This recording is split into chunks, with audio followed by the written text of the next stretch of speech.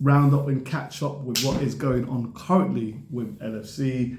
Look, round table, what is that all about? Signings, what signings?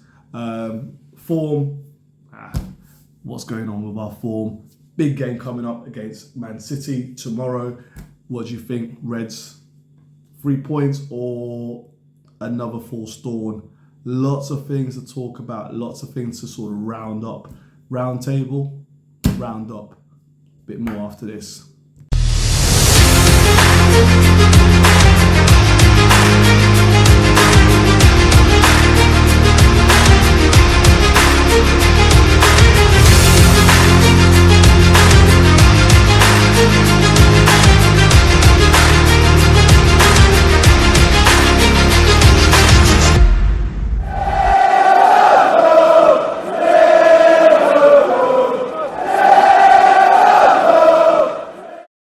Good morning, good afternoon, good evening, wherever you are around the world, LFC fans, in what is troubling environments around the world. You know, lots of uncertainty, things going on, just not good, is it? Not good. But one thing you can be sure about is Liverpool's form will continue to be inconsistent. We are in a flux, and I really want to just chop up what's happened last 3 or 4 games. With the window now closed, what signings, if any, have Liverpool made? And also, what's going on around table? And don't forget, we have got a big game against Man City and opportunity to see if the form is consistent or not. So let's start with the beginning. Look, don't want to dwell on old sores, but Bournemouth game epitomises where and what Liverpool been this season. Total, utter Jekyll and Hyde team. 3-2 loss to Bournemouth. Last minute goal, just what you see from us, Crystal Palace, Fulham. We play the teams that aren't less favoured and we drop the points. We play teams with a small, tight stadiums and we drop the points. And we look weak and we look just inept at times. And our football looks turgid and slow. And we miss chances where we get opportunities. But look, Bournemouth, they had a better chance against Liverpool. And based upon all that, they deserve the victory, and that is a sore point for me. And that's where we look at slot and look at consistency of performance of the team, and obviously with injuries that we've got now, we can't seem to get consistent tune. And you look at the results and you think, what if things would be so much different? But yet the performance has not been. And yet I say that, and then you look at the Marseille result. They look at the last European game at home, where again, Liverpool guaranteed their place in the next round and don't have to go to playoffs. And we played good football while we did so.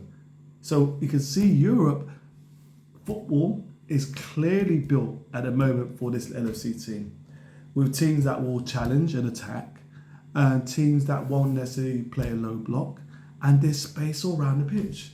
But as soon as we play the Bournemouths, the Brentfords, the Fulhams, even the Wolves, where teams drop back, and look, the coach isn't doing himself a favour because he at times is scripting to everyone the issue and our kryptonite.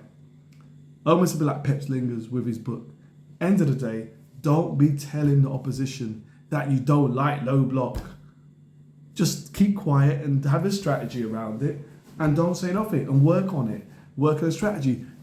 The master of that has to be Pep. Pep always has teams respect and have a low block, but he always just kills them with 1,000 cuts. He literally does. His team kills other teams with 1,000 cuts who dare play a low block, because that's what they want. They want possession. The problem with Liverpool, we have possession, and at times we don't know what to do with it. And we go from side to side, and we pass it over to the left-hand side where we have aka Gakpo, aka Big for Nothing, aka Right Foot Shuffle. I'm sorry guys, I know I'm criticising him again. And look, it's not his fault because the coach keeps picking him, then what do you expect? But I feel that we've played him too many times and he's so obvious what he's going to do and he's not lived up to his potential. Then unfortunately on the right-hand side, we do have a legend, which is Salah. And currently Salah can't get past anyone. He can't get past anyone. which is a pity because you see it before your eyes. You see the yard of pace lost, you see even the trickery lost a little bit. But one thing he hasn't lost is that creative edge. He's still got that creative juice about him, just not got the pace, just not got the energy, just can't track back. And we see that in the games that we play. So look, teams, low blocks, we struggle. Teams in Europe, we have shown a better performance. Although, look at the game against Galatasaray, I think it was, and you see how we get carved open. You see how we struggle in Europe as well. So, no. Slot has a challenge in this next half of the season to address these points while having an injury list, which is really sort of stifling us. And the games that we've seen, look, Newcastle 4-1, Ekitike, Wirtz, what we have seen is what I knew was going to happen, especially with Wirtz. We have a player in Wirtz who, I think maybe next season we're going to talk about player of the season kind of player. He has it in abundance. What is needed is that time to adjust to a team that also is not consistent, a team that also is learning to play with itself. At the first half, we've looked like strangers. Now, slowly but surely, when you see the games like the Newcastle game, you're seeing the team gel. You're seeing more understanding. Wirtz and Ekitike are now building a partnership while Isaac is out injured. You see the midfield, Gravenberch starting to come into his own and combining with a McAllister, with a Wirtz. You're seeing people finding Wirtz more often, whereas in the first few games, or first half of the season, we were not wanting to pass the ball to him, which I don't understand. Now we give him the ball and he's now sort of 10 yards further up the pitch, more able to create damage, which we're seeing. And then with the Salah equation onto it, in terms of Salah assisting, we are seeing that combination work. However, what we do need to see improvement, and we're seeing little bits, is the defensive nature. And that's been our Achilles heel. Konate's dad died, rest in peace, and all sort of condolences go out to him. And he was away from us for a little bit, and he came back. And against Newcastle, what an emotional game. I was quite, it's one of those ones where you see him score and you're hoping it's going to win. And you're like, oh, someone scripted this. Someone really scripted this, because this guy has gone for the ringer. He's been criticised by me this season. He's been criticised by people. And obviously he's not sorted out his contract yet. So, it's on certain days if Konate will stay with us next season. We have actually started to build the backlog of players coming through. So 3 signings, 3 young centre-back signings. Leone is obviously, hopefully soon, a few months' time, going to be fit again. And we have Jeremy Jacquet, who we've now purchased for 55 million with 5 million add-ons, who I see as that kind of Virgil, kind of Saliba kind of player who last season was very imposing on the right side of the defence, getting there before the player gets the ball. This season he's now moved towards the real focal centre-back, and you're seeing him winning the balls, headers of the balls and stuff. So when you look at his percentile, it's high right up there. And on the ball, great, which we would need, which Konate struggled with. So Jeremy Jacquet just looks like a player who potentially is future-proofing our defence. With Leone you got, and with the young talent we have now signed, 3 young European centre-backs who are well known in the age groups as potential stars. Can't wait. So you can see that's coming. However, we haven't done anything for now. And so when you look at it, with Virgil dear, Gomez is just come back fit, Konate's back, we are very, very thin. And I hope, knock on wood, we do not have an injury to Virgil at all. But it was so good for Konate to score that goal. It was so good. It felt like, wow, someone's written this for him, and he was so emotional, and you saw how all the players are together. And that's one thing I think, although we criticise Slot, And some people I feel go a little bit overboard, a bit disrespectful, considering that our managers won us the Premiership last season. There is a camaraderie in the team.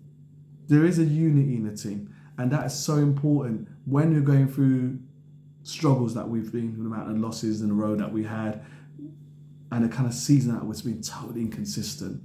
You kind of just need to see that the players are still on board, and I feel they are. I feel at times people felt that maybe Slot's lost the dressing room, but I don't think he did. I think that just what happens is players not playing, people get a bit, upset about it, and maybe he found it a little bit hard to manage because now dealing with players with a lot bigger egos than he had at finals. But we're seeing, slowly but surely, the round table was an interesting thing. I kind of feel like that round table was a way to appease the fans for not coming out forthright and saying what's going on behind the scenes. It just felt a bit rehearsed. It felt, okay, I think we know that Slot's role is limited to what he can do. He can give his information or give his points, but is limited. And Hughes' role is more in terms of contracts and etc., everything around the players. And he will listen to Slot when he needs to, or he'll give his input to Slot in regards to certain things. And then obviously Hogan as well was on there. So it just kind of felt like we realise we're not doing well. We realise that we want to win things. That's what we want, and we're going to win things, and that's the mission. And we're going to do this together, and we all have our different roles. And I feel that was sort of the message they're trying to get across to that round table. I just don't really see the need to do it, but they felt they did, and it is what it is. I want to see a bit more of the football against Newcastle, but with a bit more defensive cohesion, and that is for the coach to sort that out and address the situation. And yes, he has limited players now, but he's going to have to rotate the squad. He's going to have to make it work. Robbo stayed with us, so he's going to have to make a decision about left back, right back, what you're going to do. Hopefully Gomez will be fit again soon, so we'll have Gomez back as we have got big games coming up. Arsenal are away, far away, now 9 points ahead of City come today even, and we need to claw back where we can. Brentford are joint points with ourselves. Man United, I think, about now 4 points ahead of us. And then we've also got Villa ahead. So, United have had a run. We've got to get a run. A run is going to be the only thing that can help us now to get into the top four. We need to get a run, and that means getting the results against City at Anfield. A bit of revenge against the results we got against their ground. But we need to get the result against City. And I think the coach needs to let loose the dogs of war, which is Wirtz, Ekitike and Salah, while ensuring with Gravenberch and McAllister, we are really strong in the middle of the park, and we have protection for the back four. Because City is one team that will carve us open, and now they've got Semenyo, etc. They have got pace to burn. They have, and trickery to burn, and we know Semenyo causes all types of problems. So Pep is going to be thinking about what to do with Semenyo and how to make it most effective against Liverpool. And they've got Doku. I mean, come on, the pace, left and right, I'm concerned about that. But I'm looking forward to see what the coach does, because this is where he earns his money. This is where he's got to show that he's tactically improved and that the mistakes he made at the start of the season, he's going to address it. I want to see more role for Chiesa. I want to see Gakpo not just playing all the time. I really don't. I want to see an opportunity for Rio Igamo to play some more minutes, because I feel at times when he plays, we see things. Yes, he is raw. Yes, he is young, and not every time he get past the man. But I love that energy. I love that enthusiasm. I love that desire for him to try and make a difference and make an impact. And at times I feel Gakpo is not showing the hunger out there. He's not. It doesn't down tools.